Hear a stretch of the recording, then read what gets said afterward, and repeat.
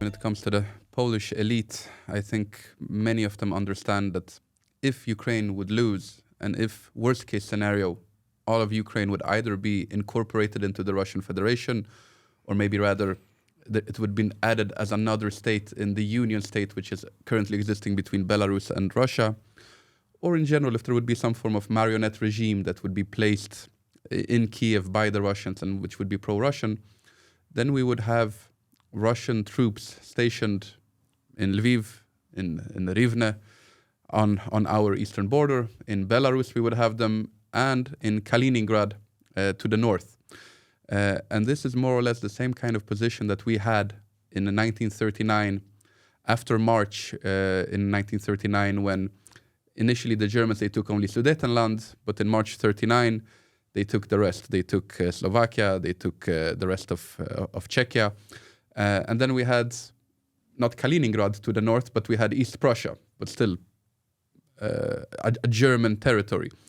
So we were almost surrounded on all sides.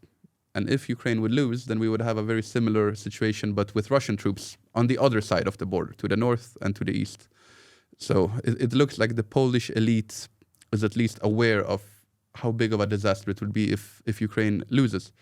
The question is, do normal Polish people understand this as well? Just how dangerous the strategic situation would be at a loss if Ukraine would lose? I'm a bit doubtful if there is this in general this feeling and understanding among Polish people. This situation is very serious. I have even like the observation, maybe some kind of psychological process that currently people are not so. They don't want to talk about the war. They are claiming that maybe it's not so important. Sometimes they even make an impression, that it's far away. And I say this is psychological because we are so tired of this war, but also sometimes tired of this imminent threat that we just prefer not to think about it. And this is, of course, something very dangerous, because this threat of war between Russia and NATO, maybe in Poland, maybe in Baltic states, it is one of the possible scenarios.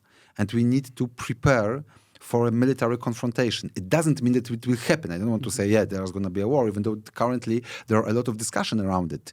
There was this pretty famous report of German Council of Foreign Relations saying that NATO has, I think it was from 6 to 9 years about that. And then the Poles said 3 years. Yeah, Poles said we have 3 years, I don't want currently to make any bets about when the war gonna start or if it's gonna start.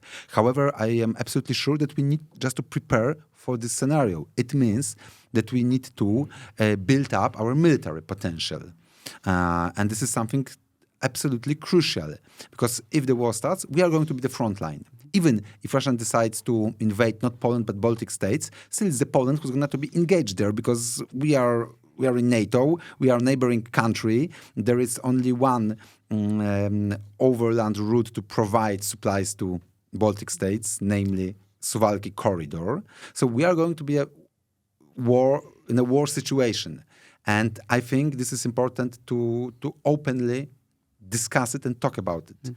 Not to like make people scared or like being like trying to create some panic. Absolutely not. It's just because it's better safe than sorry.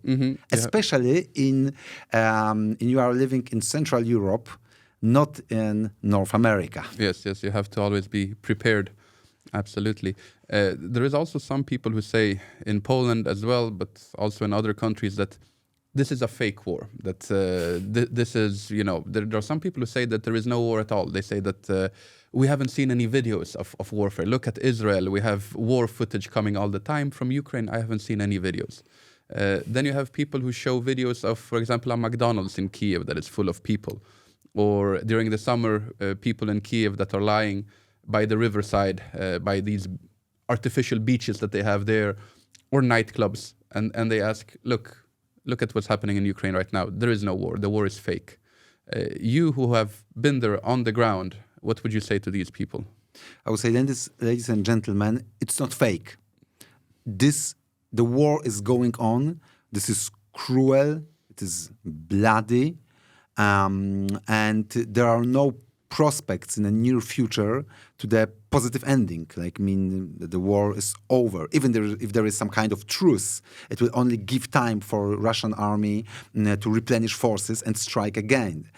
And yeah, on the other hand, there are people who are doing shopping, who are working, who are going to restaurants sometimes in Kiev, Lviv, or other cities that are not directly in the front line. I think it's also important to remember that this is because it's very similar to World War I, that the direct range of artillery in the front line, it's about, let's say, 30 kilometers.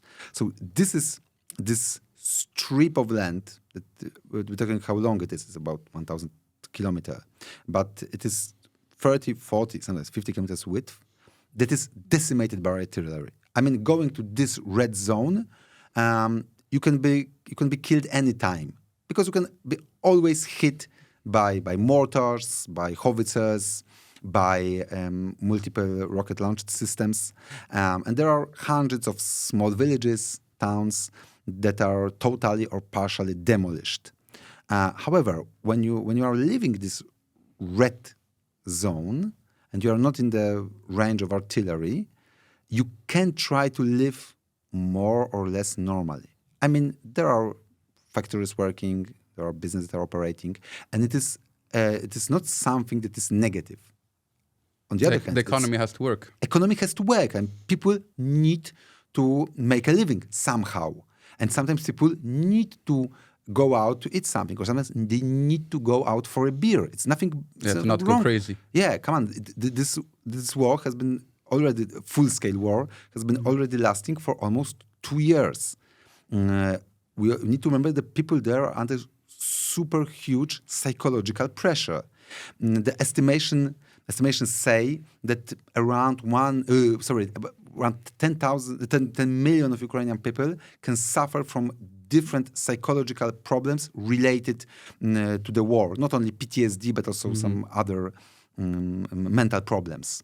And trying to live normally is one of the ways to alleviate this absolutely destructive psychological impact of war. And it doesn't mean that the war is fake. Of course it's not. And even though people are dying out, they can be also killed anytime.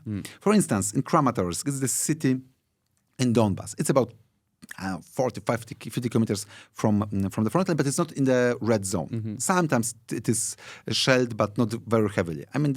It's pretty safe. And there used to be a restaurant there. Yes, a pizza place called Ria. A lot of foreigners dine there, like correspondents, volunteers, sometimes even politicians. And I spent there a lot of time. I spent a lot of time there, but I think last time it was May, and I said to myself, "This is the last time," because a little bit too close. Not even too close. There were too many foreigners there. It was like a perfect spot to be hit by Russians. I think 2 weeks after I left Kramatorsk, this restaurant was hit with Iskander ballistic missiles. It's a very big missiles. It was totally decimated.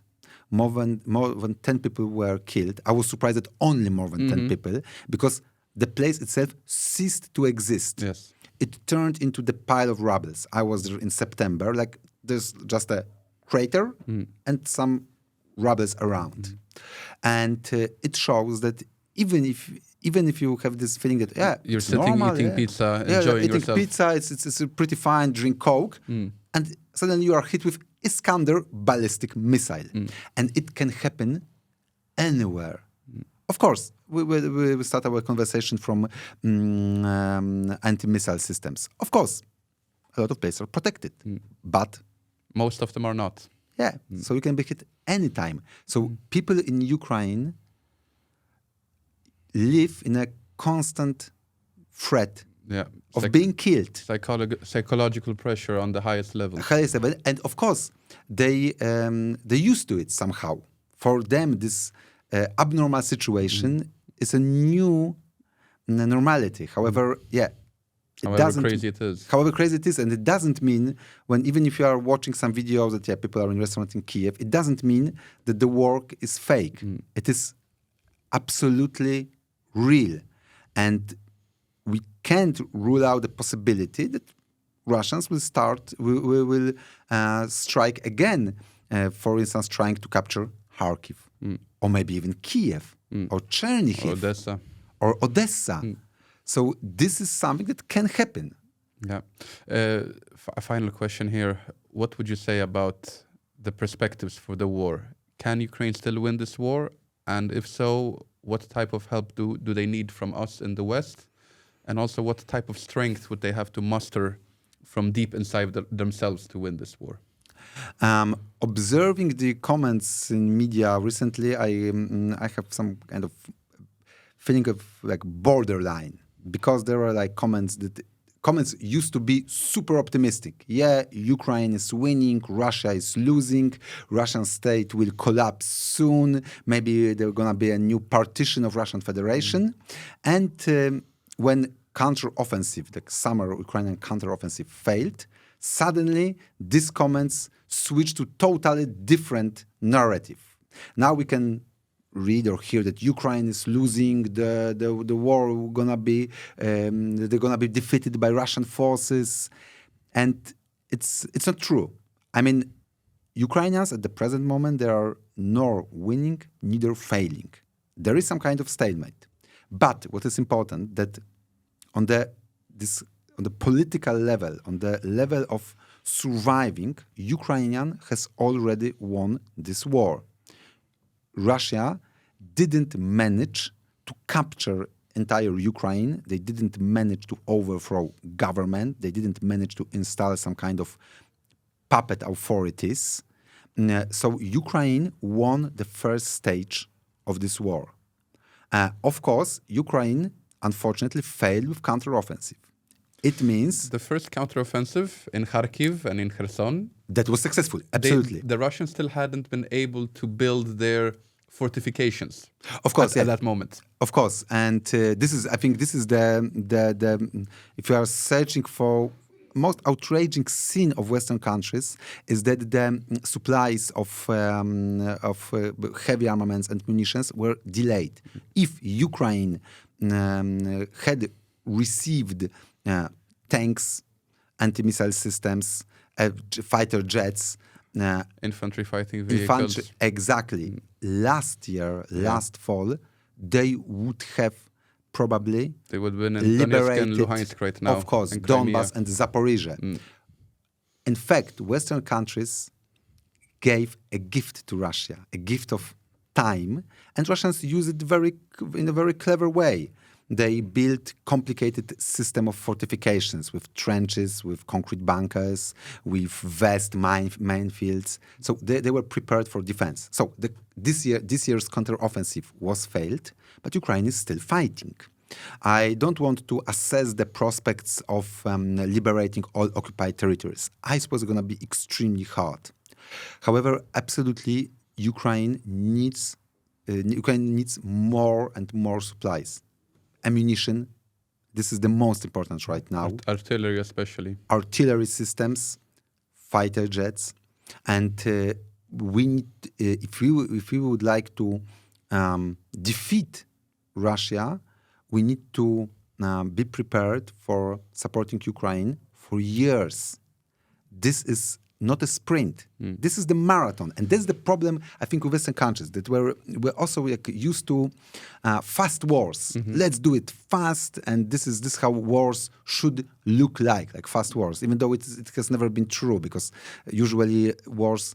they take years, yeah. Yes, even in Afghanistan or Iraq. We had the 30-year war in the 17th century. Of course. The 100-year war between France and the UK, or England back then.